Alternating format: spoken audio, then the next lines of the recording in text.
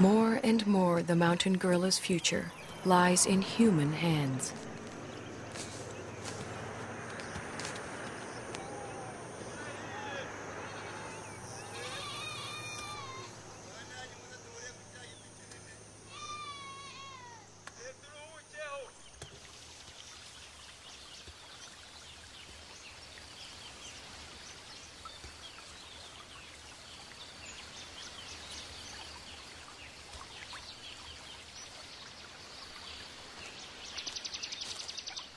American field biologist George Schaller was the first person to study mountain gorilla behavior.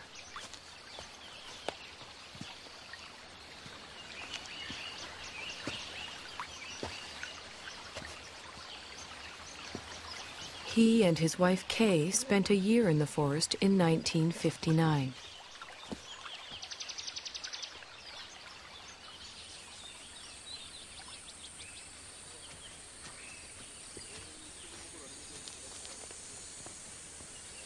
A number of other scientists have followed. Among them, current director of the Karasoke Research Center, Diane Doran. Hi. Hi. You made it. Good to see you. Hi. Hi, nice to see you. You made it just in time. The patrol's going out, and I was going out to see gorillas with Guiza. Would you like to come along? Wonderful. Great. Okay. Tugende. Tugende Guiza.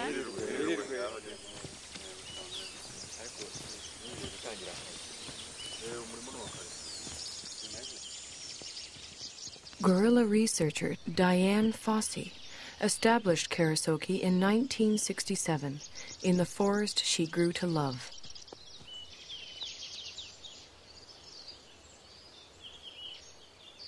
For Schaller, too, the forest became an enchanted place.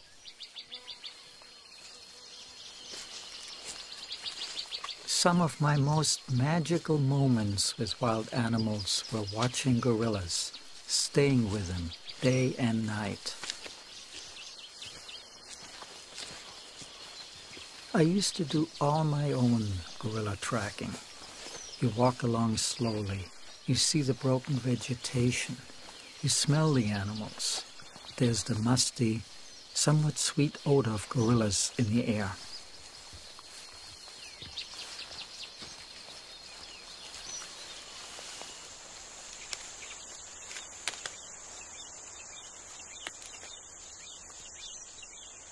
When you follow them hour after hour, you adapt to their rhythm of doing things. You move at their speed. You start thinking at their speed, almost. And that is a lovely feeling for a biologist, to seemingly enter into the lives of the animals without disturbing them.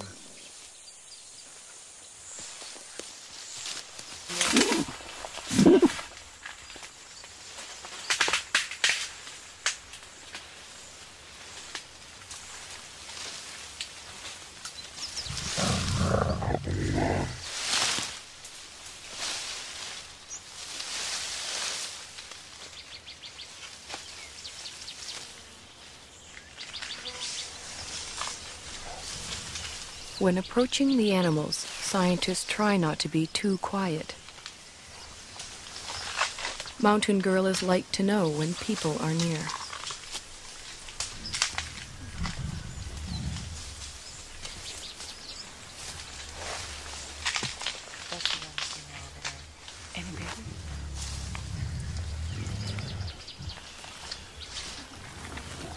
The mountain gorilla's day is spent feeding and resting. Feeding and resting, and feeding some more.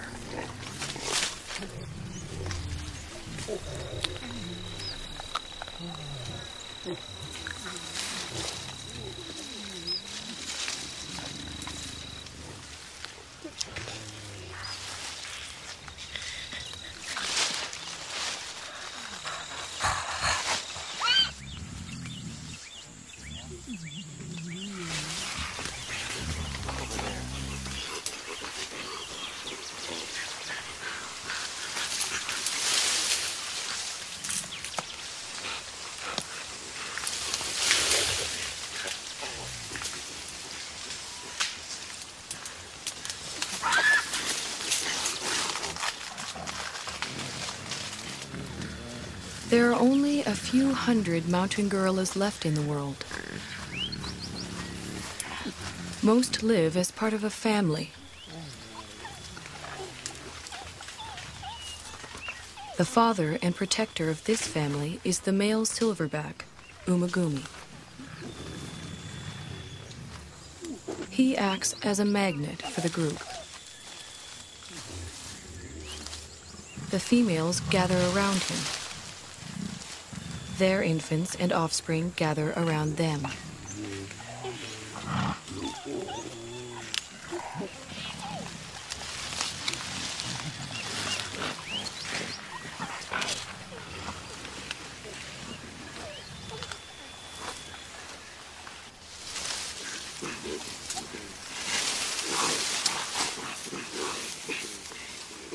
Mountain gorillas are social animals. The closeness begins in infancy. Rarely, if ever, does a mountain gorilla mother let her baby out of her sight.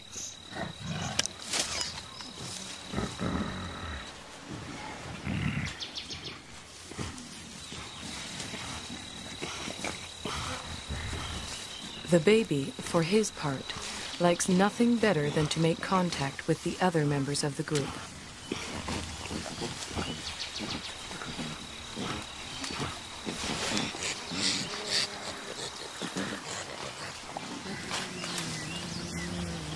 Even when they spread out to begin their daily search for food, the gorillas continue to communicate with one another.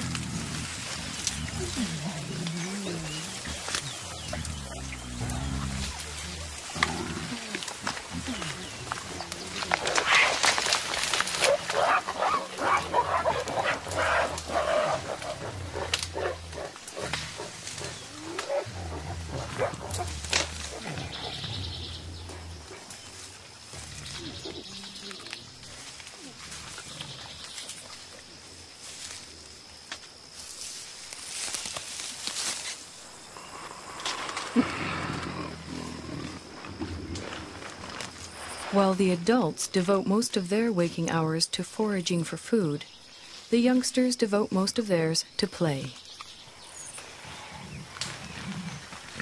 Park guards have named this 3-year-old Nzeli.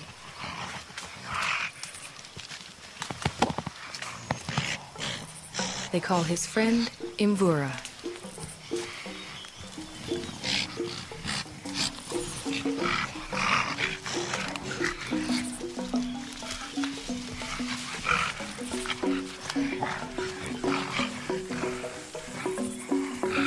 At 8 years, Karira is a bit of a bully. Washushwe is only 4.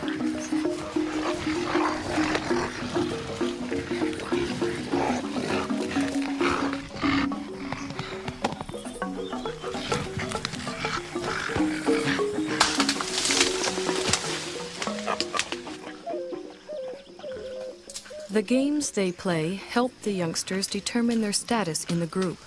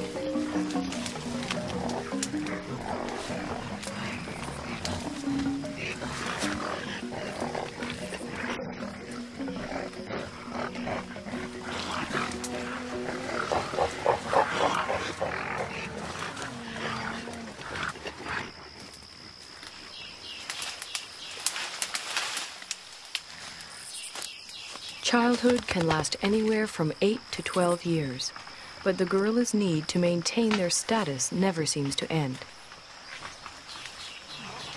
Any opportunity to reinforce the hierarchy is seized upon.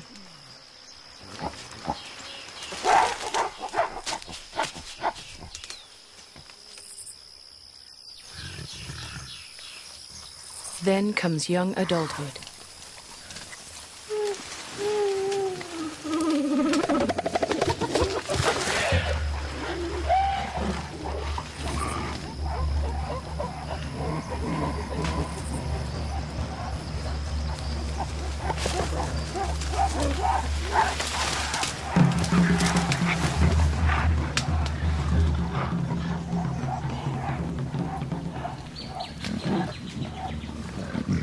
At 13, Intwari has the beginnings of a silverback and his first real sense of the power that comes along with it. He also has a dedicated young male follower.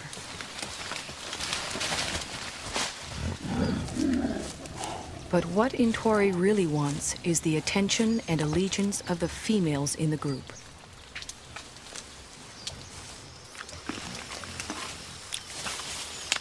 Umugumi doesn't seem too threatened by Intwari's advances towards the females. Well over 400 pounds, the dominant male silverback could easily discipline the younger one, or throw him out of the group altogether. For now, Umugumi seems content to focus on the local vegetation, of which he eats some 50 pounds a day.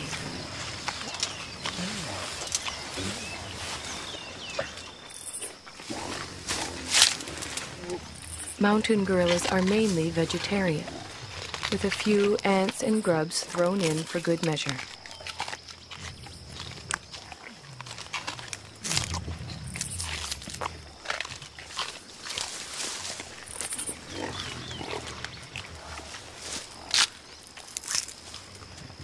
Their staple diet includes a bitter, stinging mixture of thistles, nettles, goosegrass, bamboo, and wild celery.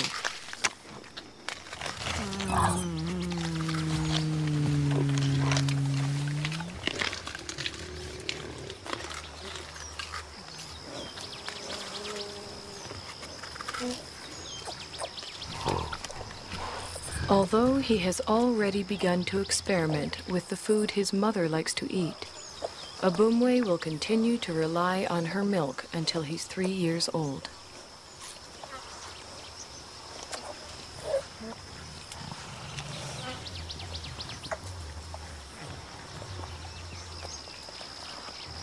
By the time he's 4, Abumwe will be strong enough to forage on his own.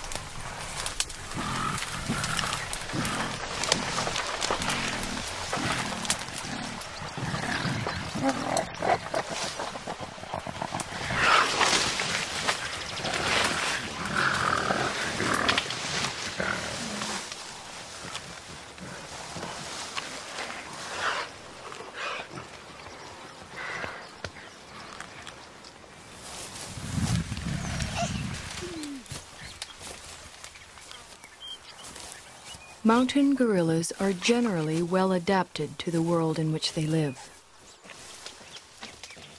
But however idyllic their home may appear, for the youngsters in the group, the mountains hold many perils.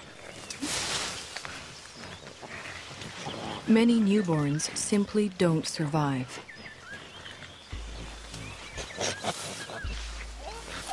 Mbele gave birth 2 days ago. It will be several months before she can even let go of her baby, much less let him out of her sight.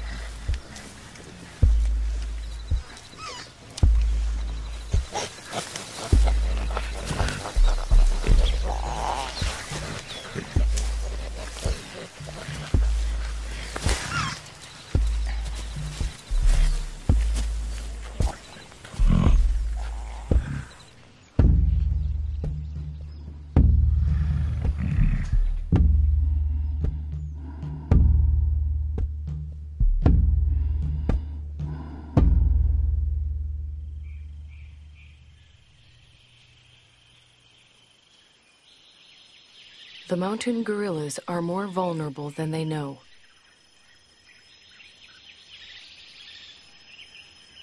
Their ancestral home is much smaller than it once was.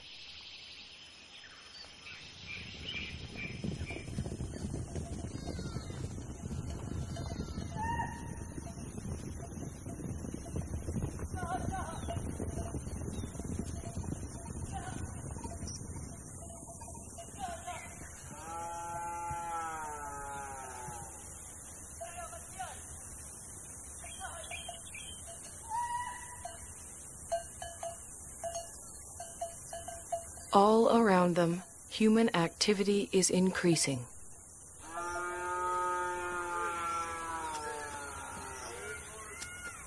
Yet the mountain gorillas continue to live and move in ways familiar to them for generations.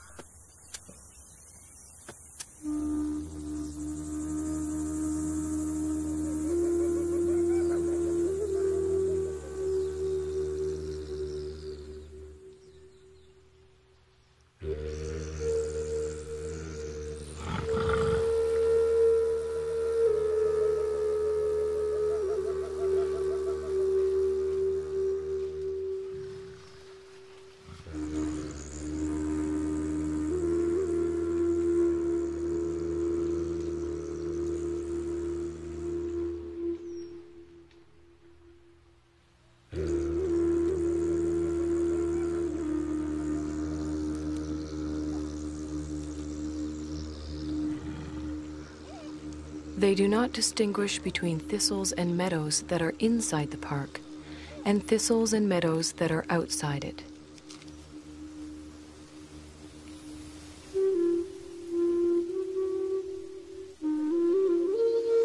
They simply go where their never-ending search for food takes them.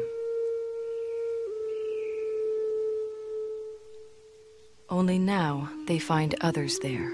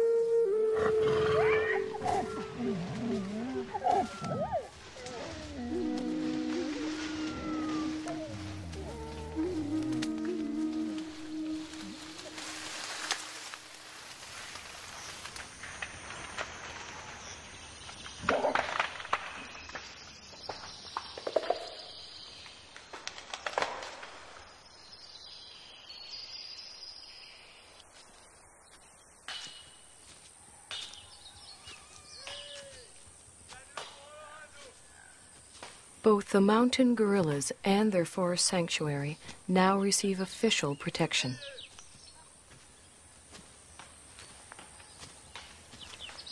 Park guards and anti-poaching patrols go to the forest every day.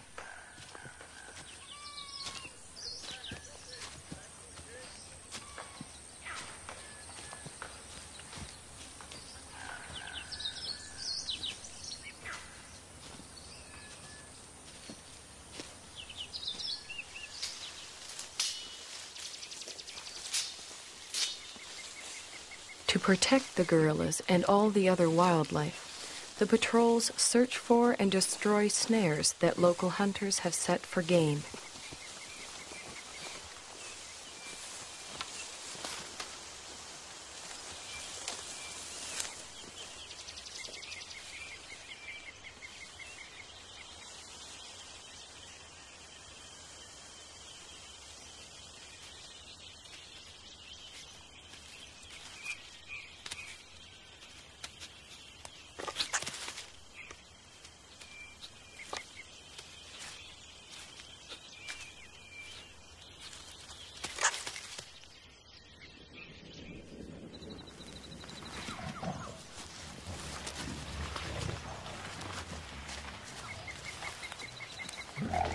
The guards search the forest, checking on the gorillas' whereabouts and welfare.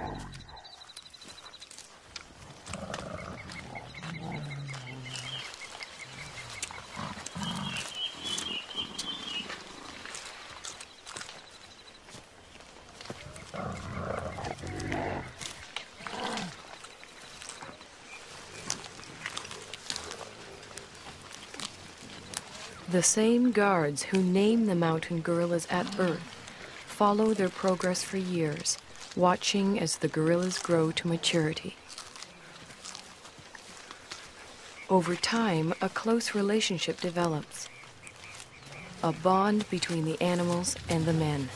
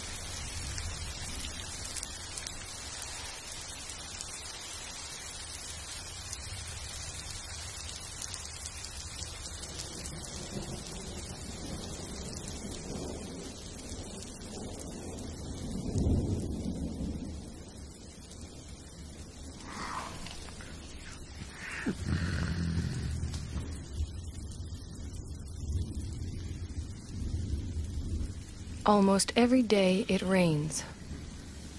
The mountain gorillas don't seem to like it. They don't seem to know what to do about it either, other than simply wait it out.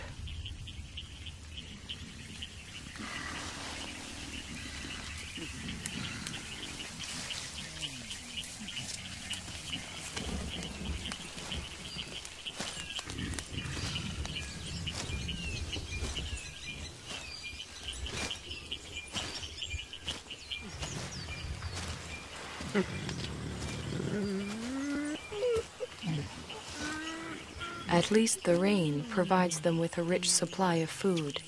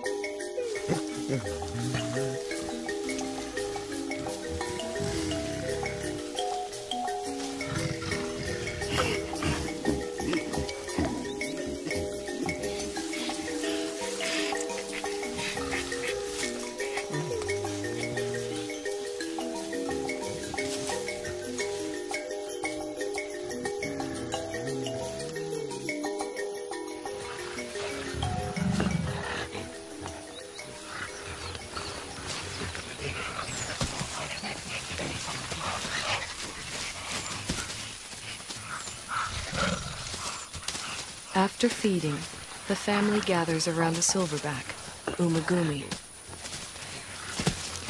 While the adults rest, the youngsters play.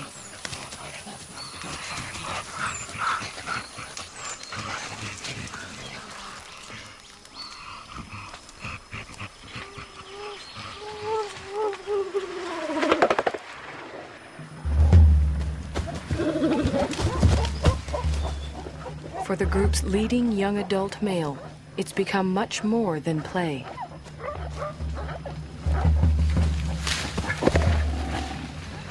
Left unchecked, Intwari's newfound strength could eventually tear the group apart.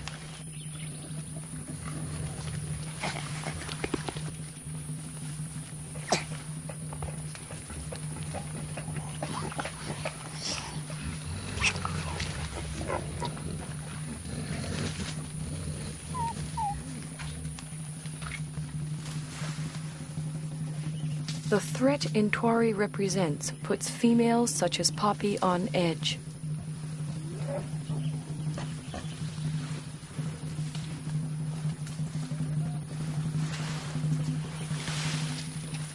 Determined to get some kind of reaction from the others, Intwari bites into an inedible plant and contemplates his next move.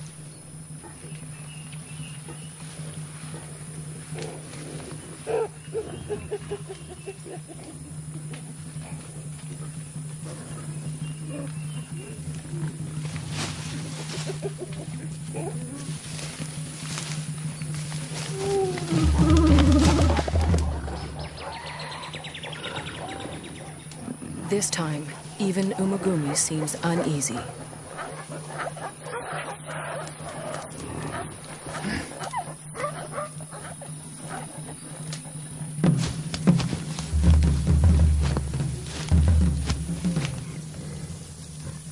Intwari is presenting himself as their new leader, but the females don't see it that way.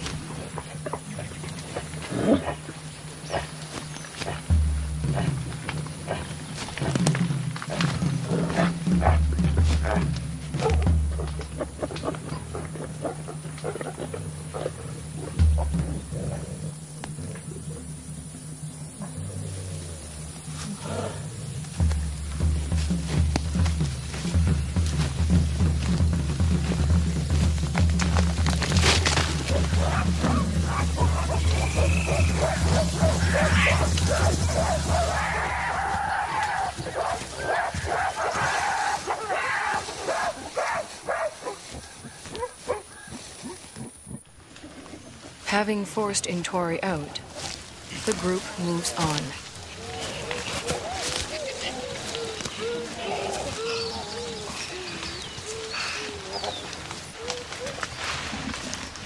Before she joins them, Poppy, still vibrating with excess energy, vents it on the first young male she can find.